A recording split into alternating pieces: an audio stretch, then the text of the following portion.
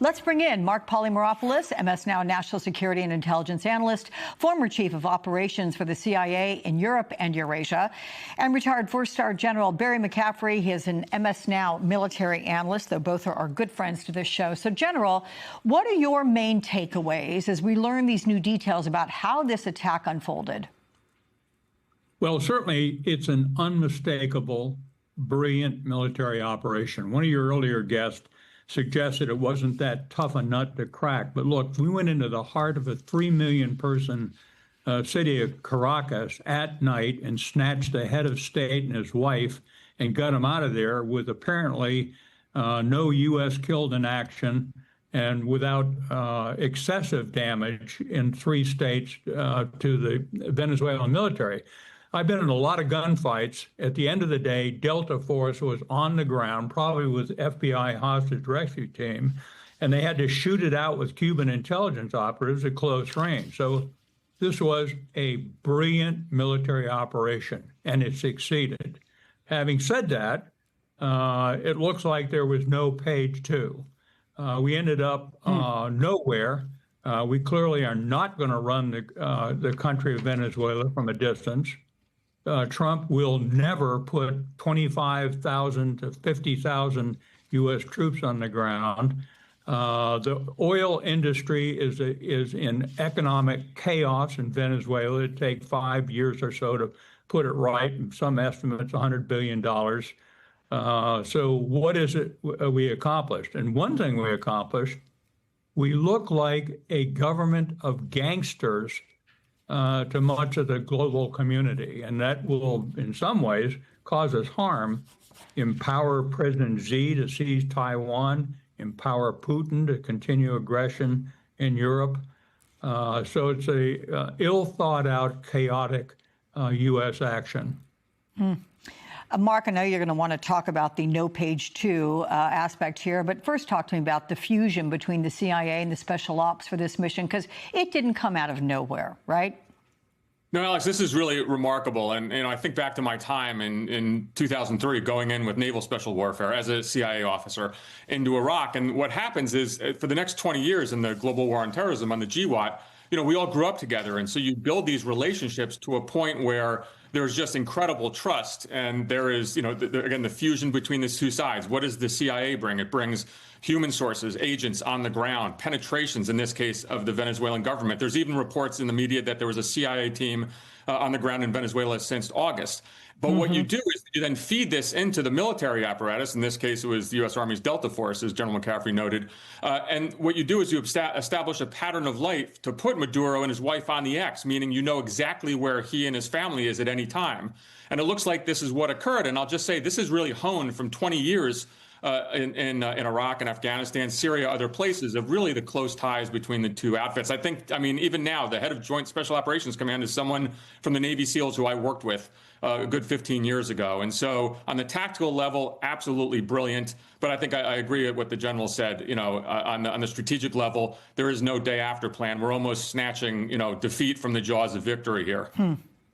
I'm curious, Mark, based on what Marco Rubio said, he talked about how Cubans guarded Maduro, that his security apparatus was entirely controlled by Cubans. And to that end, it was reported in the New York Times that there was somebody that was embedded in the Maduro close-knit community that was working with the CIA since August, which you pointed out, giving them direction and letting them know where Maduro was on any given night, where he was spending the night.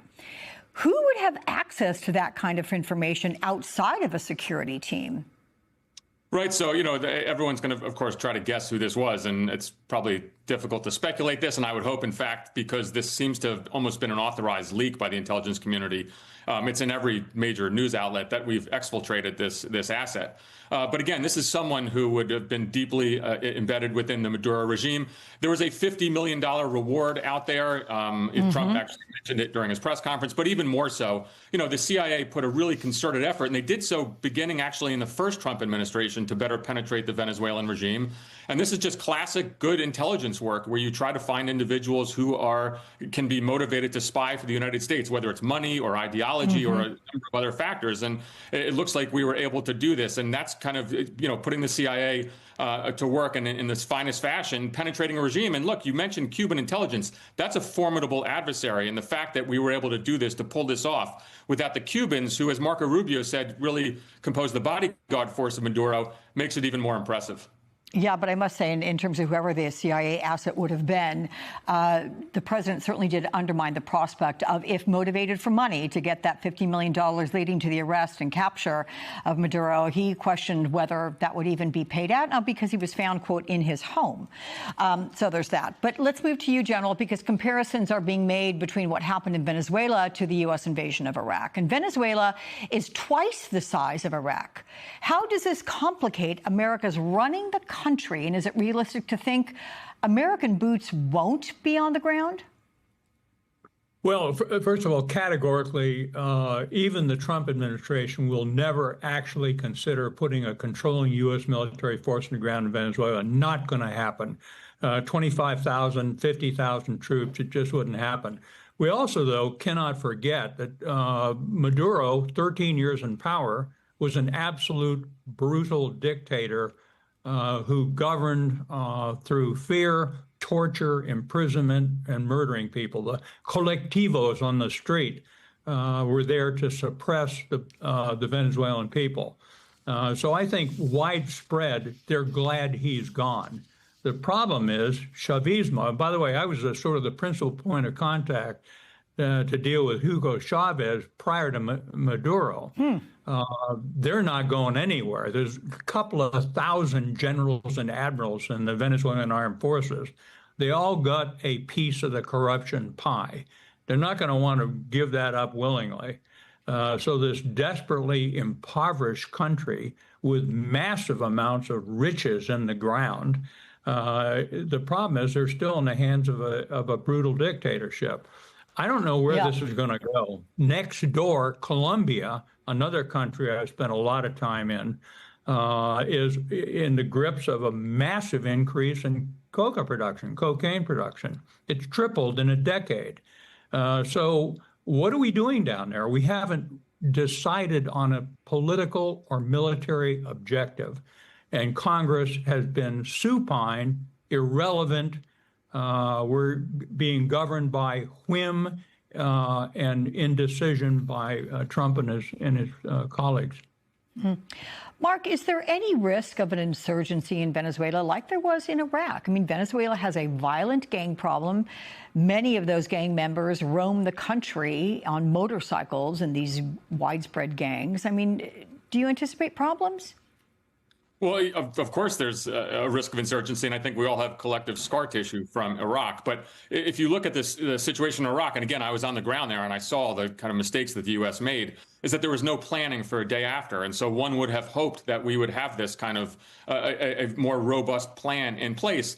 It doesn't look good, though, when the president of the United States says we're going to, in essence, own this place. We're going to take it over. That actually can fuel parts of an insurgency, because you're not talking about what is the proper and more humane thing to do, which is that this is for the betterment of the Venezuelan people. There's going to be democratic elections. We're going to do things for the people themselves. Instead, President Trump focused on oil. So he's almost putting in place all the factors that could actually fuel an insurgency. And again, that's why I said I think that while it was tactically brilliant, immediately the day after plan is kind of thrown into chaos. And, the administration is not even getting the talking points right, whether it's oil, whether it's resisting Chinese influence in Venezuela. What they haven't done is actually talk about the people of Venezuela, and I think that's unfortunate. General McCaffrey, Mark Polymeropoulos, gentlemen, always a pleasure to have you. Thank you so much.